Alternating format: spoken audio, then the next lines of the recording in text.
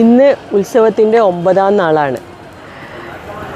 ഭഗവാൻ, അതായത് പള്ളിവേട്ട, ഭഗവാൻ ഇപ്പം പള്ളിവേട്ടയ്ക്ക് പുറത്തേക്ക് ഇറങ്ങുന്ന സമയത്ത് അതിനകത്ത് ശ്രീഭൂതബലി അത് കഴിഞ്ഞതിന് ശേഷം 3 മൂർത്തികളും ഇവിടെ വന്ന് നിൽക്കും. നമുക്കിവിടുന്ന് പുറത്തുനിന്ന് കാണാൻ പറ്റും കേട്ടോ.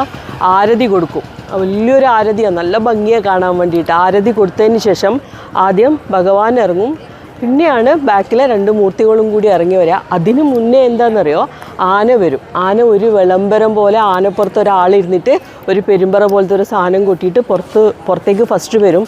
അത് എല്ലാ ഉത്സവത്തിനും ഉണ്ട് കേട്ടോ. അകത്തെ ഉത്സവത്തിന് ശ്രീവേലിക്കും അങ്ങനെ തന്നെയുണ്ട്.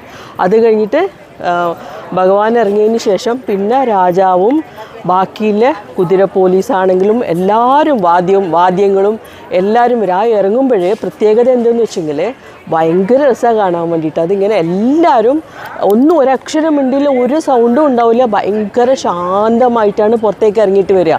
വാദ്യങ്ങളാണെങ്കിലും കുതിര പോലീസ് ഉണ്ട്, പോലീസ് പട്ടാളം എല്ലാം ഇങ്ങനെ നല്ല ഭംഗിയായിട്ട് വരും. അത് കഴിഞ്ഞിട്ട് ഇവർ അവിടെ പള്ളിവേട്ടയ്ക്ക് പോവും. പള്ളിവേട്ട കഴിഞ്ഞ ആ സമയത്തുണ്ടല്ലോ, പിന്നെ അങ്ങോട്ട് ഭയങ്കര വാദ്യങ്ങളും ആഘോഷങ്ങളുമായിട്ടാണ് തിരിച്ചിട്ട് വരിക.